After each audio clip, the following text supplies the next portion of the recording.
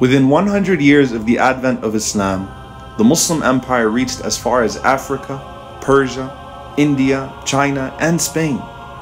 The civilization of Islam could not have come into being, let alone prosper, with tribal and cultural prejudices in place. And it was the power of the call of the Prophet, peace be upon him, that allowed for a peaceful coexistence in so many parts of the world under the banner of Islam. The historian H.R. Gibb wrote, "No other society has such a record of success, uniting in an equality of status, of opportunity, and of endeavors so many and so various races of mankind. Islam has still the power to reconcile apparently irreconcilable elements of race and tradition." That change, however, didn't come overnight. Rather, it was the culmination of the Prophet, peace be upon him's lifelong effort to abolish tribalism, racism, and classism at every level.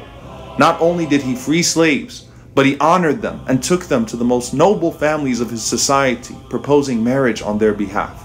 And in less than 2 decades, he succeeded in honoring men and women with authority that had spent their whole lives being disgraced by those who held it before them. This was 1400 years ago in the desert of Arabia.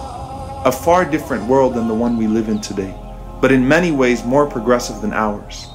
And let's face it, we have a lot to learn from them. Because even though we've made much progress over the years, racism still rears its ugly head in today's world far too often.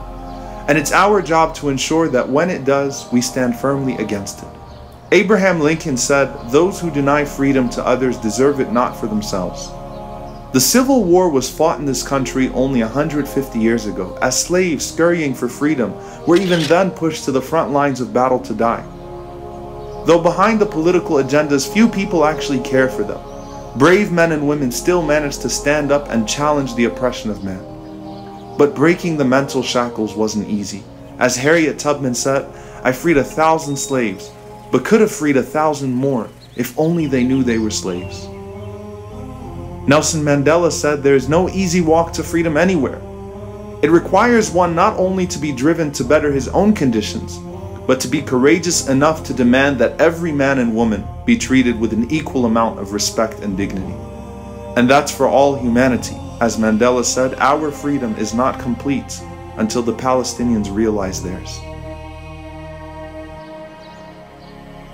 Demanding that freedom doesn't need to come through violence. For in a gentle way you can shake the world, Gandhi said. And this past century has no shortage of anti-racist and anti-colonial movements that did just that. Martin Luther King Jr. said that darkness cannot drive out darkness, only light can do that. Hate cannot drive out hate, only love can do that. He had a dream that one day on the red hills of Georgia, the sons of former slaves and the sons of former slave owners would be able to sit down together at the table of brotherhood.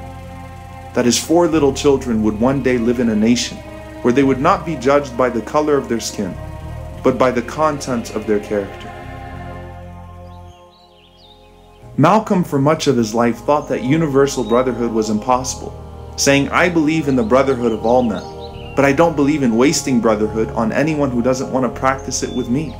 Brotherhood is a two-way street," he said. But when he went on his Hajj pilgrimage to Mecca, he came to the realization that through the universal call of the Prophet, peace be upon him, all people could be united as one. America needs to understand Islam, because this is the one religion that erases from its society the race problem. Throughout my travels in the Muslim world, I have met, talked to, even eaten with people who in America would have been considered white, but the white attitude had been removed from their minds by the religion of Islam.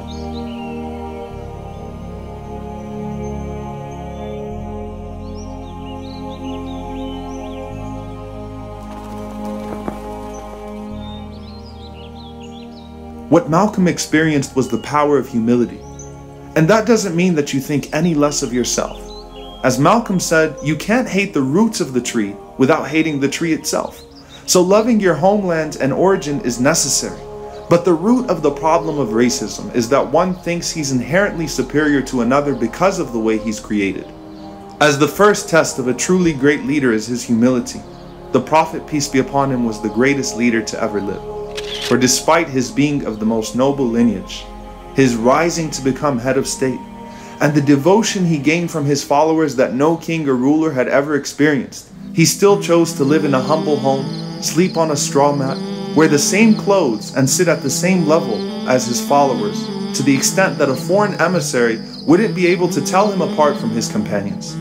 It didn't matter if he was amongst former slaves or leaders. His dream was to see a world where none of that mattered. To realize the dream of Rasulullah, we have to question our own prejudices and take concrete steps to end discrimination at every level.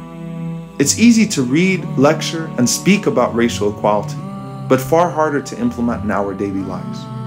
Yesterday, I was sitting with a longtime friend of mine at the park as we were watching his kids play, and somehow it was revealed that his oldest son was actually an orphan from a neighboring country that he had adopted.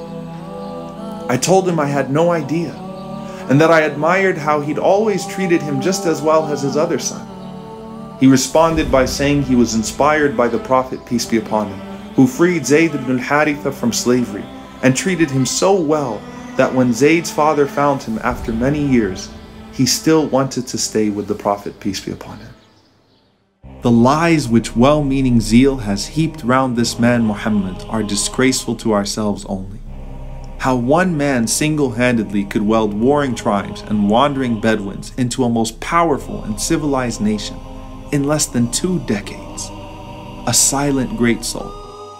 One of that who cannot but be earnest. He was to kindle the world.